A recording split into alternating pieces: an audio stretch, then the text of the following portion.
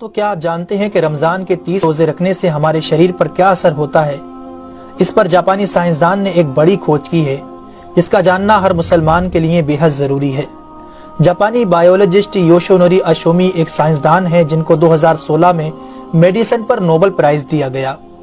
ان سے جب پوچھا گیا کہ آپ نے کون سی ایسی چیز بنائی ہے جس کی بنا پر آپ کو دنیا کا سب سے بڑا انعام نوبل پرائز دیا جا رہا ہے، تو انہوں نے کہا تھا کہ میں نے کینسر کی ممکنہ دوا کھوج لی ہے، اور اس بات پر دنیا نے بڑے پر انداز میں ان کی کاوش کو سراہا اور مبارکباد دی گئی۔ اس کے بعد ڈاکٹر یوشینوری اشومی نے کہا کہ میں نے کینسر کی دوا نہیں بلکہ کینسر سے بچاؤ کا حل تلاش کر لیا ہے۔ تو لوگوں نے ان سے پوچھا کہ بتائیے ایسا کیا کیا جائے کہ کینسر جیسے خطرناک مرض سے بچا جا سکے؟ تو انہوں نے کہا کہ جب ہم بھوکا رہتے ہیں تو ہماری باڈی میں موجود غذائیت ختم ہونے لگتی ہے، جس کی وجہ سے جسم بھوک محسوس کرتا ہے۔ اگر اس بھوک کے دوران جسم تک کھانا نہ پہنچے تو ہمارا جسم بھوک کی شدت کی وجہ سے اپنے اندر موجود ان زہریلے سیلز کو کھانا شروع کر دیتا ہے جو کینسر کا سبب بنتے ہیں۔ اس عمل کو میڈیکل کی لینگویج میں آٹوفیگی کہا جاتا ہے۔ اگر آپ چاہتے ہیں کہ آپ کا جسم ایسے بیمار سیل سے پاک ہو تو آپ کو بھوکا رہنا چاہیے۔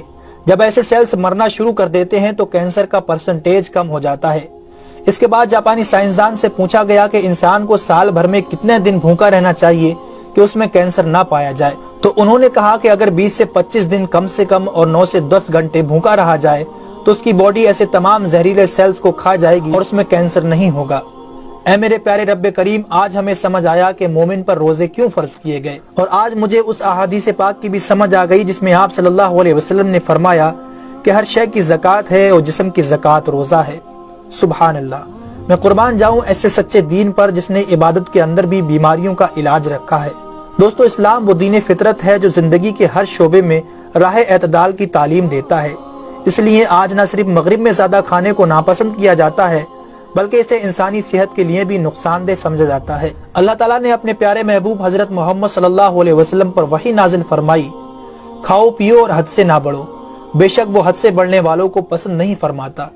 اس کے علاوہ حضرت ابو ہریرہ رضی اللہ تعالیٰ عنہ سے روایت ہے کہ رسول اکرم صلی اللہ علیہ وسلم نے ارشاد فرمایا، کھاؤ پیو اور پہنو اور خیرات کرو بغیر فضول خرچی اور تکبر کیے۔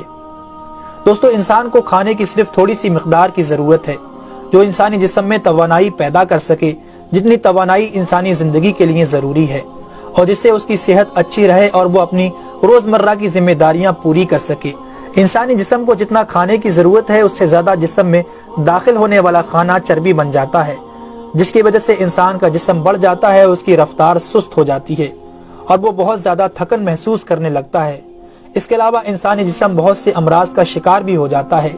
اسی لیے اللہ تعالیٰ نے روزے فرض کیے تاکہ 11 مہینوں کے دوران کھانے پینے کی بے احتیاطی کا ازالہ ہو سکے۔ قرآن پاک میں اللہ تعالیٰ نے روزے رکھنے کا حکم ان الفاظ میں بیان فرمایا ہے، اے ایمان والو، تم پر روزے فرض کیے گئے جیسے کہ تم سے پہلوں پر روزے فرض کیے گئے تھے تاکہ تم پرہیزگار بن جاؤ۔ دوستو، قرآن مجید میں بیمار اور مسافر کے لیے روزے مؤخر کرنے اور جو روزہ نہ رکھ سکے ان کے لیے فدیہ ادا کرنے کا حکم دیا ہے۔ اس کے بعد روزہ رکھنے کی حکمت ان الفاظ میں بیان فرمائی، اور تمہارے لیے روزہ رکھنا ہی بہتر ہے اگر تم جانتے ہو۔ دراصل یہاں یہ بتایا گیا ہے کہ اگر تم موجودہ علم کو سمجھتے ہو تو تمہارے لیے بہتر یہی ہے کہ تم روزے رکھو، کیونکہ روزہ اپنے اندر بے شمار روحانی، نفسیاتی اور طبی فائدوں کو رکھتا ہے۔ روزے کی طبی افادیت کی طرف نہایت مختصر مگر جامع اشارہ نبی اکرم صلی اللہ علیہ وسلم نے ان الفاظوں میں بیان فرمایا، روزے رکھو اور تندرست ہو جاؤ۔ اللہ رب العالمین ہم سب کو اس مہینے میں زیادہ سے زیادہ نیکیاں کرنے اور سارے روزے رکھنے کی توفیق عطا فرمائے۔ آمین ثم آمین۔